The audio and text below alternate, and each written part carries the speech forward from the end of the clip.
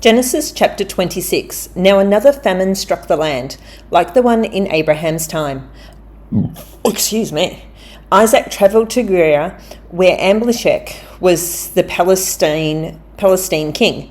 Yahweh appeared before Isaac and said, "Do not go down to Egypt. Stay in the land that I will reveal to you. Live there as a foreigner, and my presence will be with you. I promise to bless you, for I will give all the lands to you and your descendants. I will fulfill the oath I swore to your father Abraham. I will make your descendants as numerous as the stars of the heaven, and I will one day give them all these lands. I will bless all the nations of the earth through your offspring, because Abraham was faithful to me. He listened to my voice and yielded his heart to follow my direction. He kept my commandments, my instructions, and my teachings." So Isaac settled in Gerar. The men of the land noticed Rebekah's beauty and asked Isaac about her. "Oh, she's just my sister," he replied. Rebekah was indeed very beautiful, and he was afraid to tell them she is my wife, for he thought that the men of the land would kill him and take his wife. One day, after Isaac had lived there a while, the Philistine king Amalek looked out his window and saw Isaac affectionately caressing his wife Rebekah. So Amalek summoned Isaac and said, "So this woman is your wife. Why did you say that she was your sister?" "Because I thought the men of the land would kill me and take her," Isaac said. "Don't you realize what you've done to us?" Amalek asked. "One of our men might have slept with your wife, and you would have brought guilt and punishment upon us." So Amalek issued a stern warning to all the people, saying, "Whoever lays a hand on this man or his wife shall be put to death." Isaac planted crops in that land, and in the same year reaped 100-fold harvest, for Yahweh greatly blessed him. Isaac grew richer and richer until he was extremely wealthy. He acquired so many flocks and herds and so many servants that the Philistines grew jealous. So the Philistines stopped up all of Isaac's wells and filled them with dirt, and the same wells his father's servants had dug in the time of Abraham. Eventually, Amalek's jealousy got the better of him, and he said to Isaac, "You must leave us. You have become too rich and too powerful for us." So Isaac departed from Amalek's domain and camped near Wadai of Gerar, where he settled. Isaac reopened and restored the wells his father Abraham had originally dug. The wells the Philistines had stopped up after Abraham's death. And Isaac gave these wells the same names his father had given them. One day, when Isaac's servants dug in the valley, they uncovered a spring-fed well. But the herdsmen of Gerar picked a fight with Isaac's herdsmen, saying, "That's our well." So Isaac named the well Argument, because of the sharp contention. They dug a second well, and it also caused a quarrel, so Isaac named that well Hostility. Then he pulled up stakes from there and dug a third well, but this one was dug without any quarrelling, so Isaac named it Spacious, saying, "Finally, Yahweh has made ample room for us, and we will become prosperous in the land." From there, Isaac moved his camp to Beersheba. That very night, Yahweh appeared before him and said, "I am the God of Abraham your father. You will never need to fear a thing, for I am with you, and I will greatly bless you. Your children will flourish and succeed because of the promises I gave my servant Abraham." So Isaac built an altar, prayed and worshipped Yahweh there. He pitched his tent there, and his servants started digging another well. Then King Amalek came to Isaac from Gerar with his advisor Ahuzzath and his army commander Philcol. Isaac asked them, "Why have you come to me, since you hated me and sent me away?" They said, "We have witnessed firsthand how powerfully Yahweh's favor has been with you. So we say, let there be a peace treaty among us. Let us make a covenant to do each other no harm. Swear to us that you will not trouble us, just as we have not troubled you and have always treated you well and sent you away in peace. Now look at how Yahweh has blessed you." So Isaac prepared a wonderful feast for them, and they ate and drank together. Then the next morning they got up early and exchanged oaths. Isaac said goodbye to them, and they left Isaac in peace. Later that same day, Isaac's servants came with wonderful news about the well they had dug, saying, "We've just found water." So he named it Oath. This is why the city where they dug the well is called Beersheba to this day. When Esau was 40, he married 2 Hittite women, Judith, the daughter of Beri, and Basemath, the daughter of Elon. They made life miserable for Isaac and Rebekah. Chapter 27. When Isaac was very old and blind, he called... I'll just start again. When Isaac was very old and blind, he called for his oldest son Esau and asked, "My son." "I am here, my father," Esau answered. "As you can see, I am now an old man," Isaac said, "and I may die any day now. So please take your hunting gear, bow and arrows, go out to the field and hunt some wild game for me. Then prepare a savory meal, the food I love, and bring it to me. After I eat, I will bless you from my innermost being before I die." Now Rebekah was eavesdropping on their conversation, so when Esau left for the field to hunt for the game to cook for Isaac, she found Jacob and said to him, "I just overheard your father say to your brother Esau, 'Bring me some wild game and prepare a savory meal for me. Afterwards I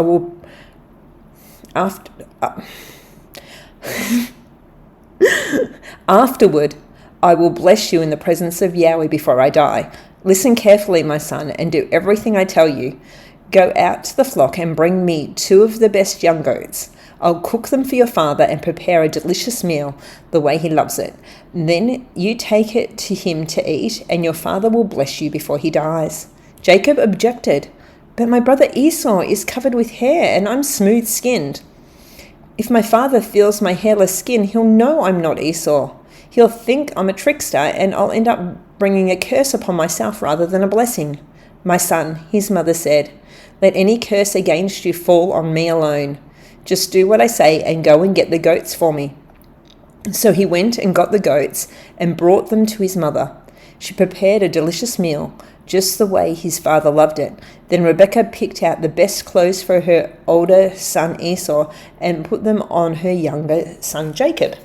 She covered Jacob's hand with soft part of his neck with goat skins. Then she handed Jacob the tasty dish and the bread that she had prepared and took them to Isaac. "Father," Jacob said.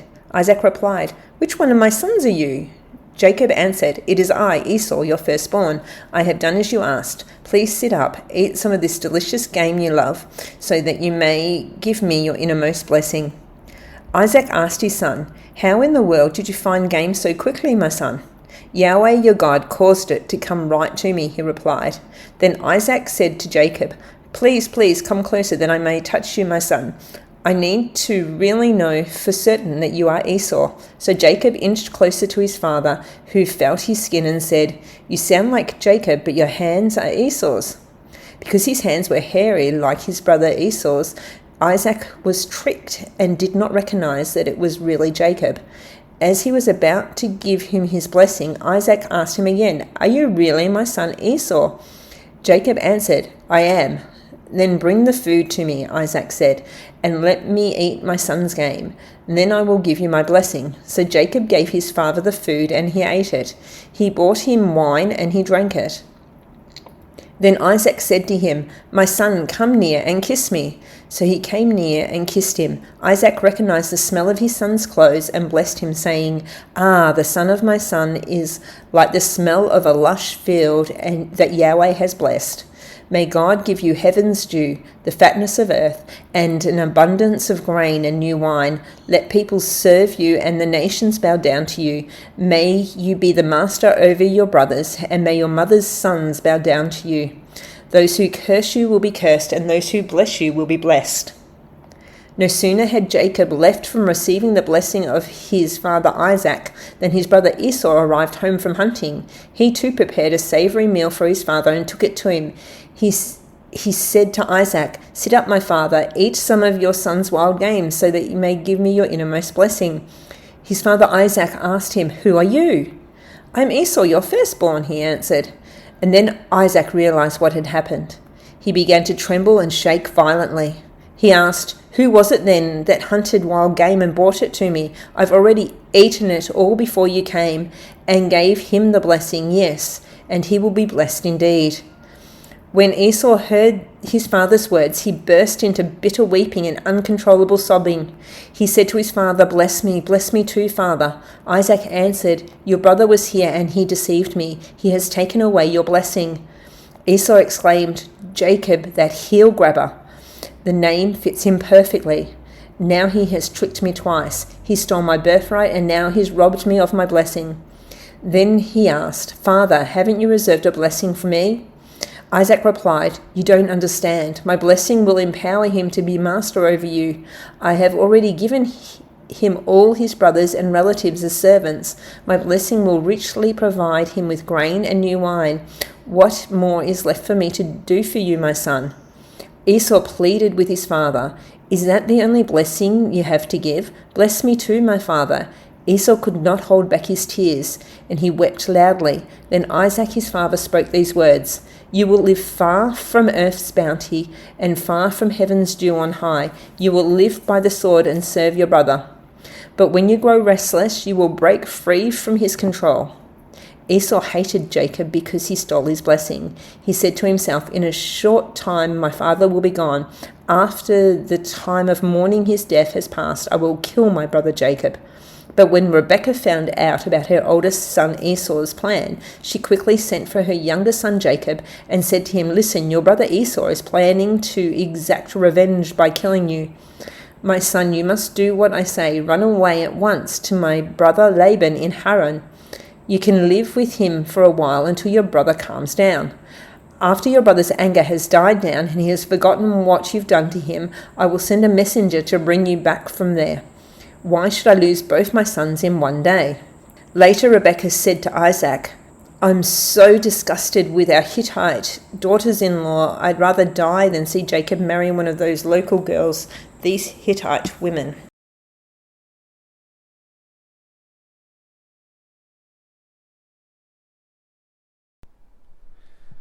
Matthew chapter 8. When Jesus came down from the mountainside, large crowds followed him. A man with leprosy came and knelt before him and said, "Lord, if you are willing, can you make me clean?"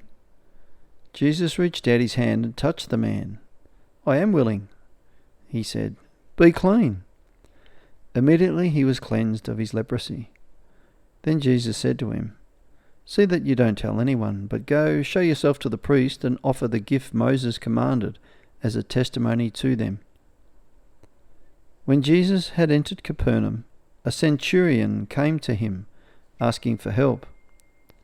"Lord," he said, "my servant lies at home paralyzed, suffering terribly." Jesus said to him, "Shall I come and heal him?" The centurion replied, "Lord, I do not deserve to have you come under my roof, but just say the word and my servant will be healed. For I myself am a man under authority, with soldiers under me. I tell this one, go, and he goes, and that one, come, and he comes. And I say to my servant, do this, and he does it." When Jesus heard this, he was amazed, and said to those following him, "Truly I tell you, I have not found anyone in Israel with such great faith. I say to you that many will come from the east and the west, and will take their places at the feast with Abraham, Isaac, and Jacob in the kingdom of heaven. But the subjects of the kingdom will be thrown outside, into the darkness, where there will be weeping and gnashing of teeth." Then Jesus said to the centurion, "Go, let it be done just as you believed it would." And his servant was healed at that moment. When Jesus came into Peter's house, he saw Peter's mother-in-law lying in bed with a fever. He touched her hand, and the fever left her, and she got up and began to wait on him. When evening came, many who were demon-possessed were brought to him, and he drove out the spirits with a word and healed all the sick. This was to fulfill what was spoken through the prophet Isaiah. He took up our infirmities and bore our diseases. When Jesus saw the crowd around him, he gave orders to cross to the other side of the lake. Then a teacher of the law came to him and said, "Teacher, I will follow you wherever you go." Jesus replied, "Foxes have dens and birds have nests, but the Son of Man has no place to lay his head." Another disciple said to him, "Lord, first let me go and bury my father." But Jesus told him, "Follow me, and let the dead bury their own dead." Then he got into the boat, and his disciples followed him. Suddenly a furious storm came up on the lake, so that the waves swept over the boat. But Jesus was sleeping.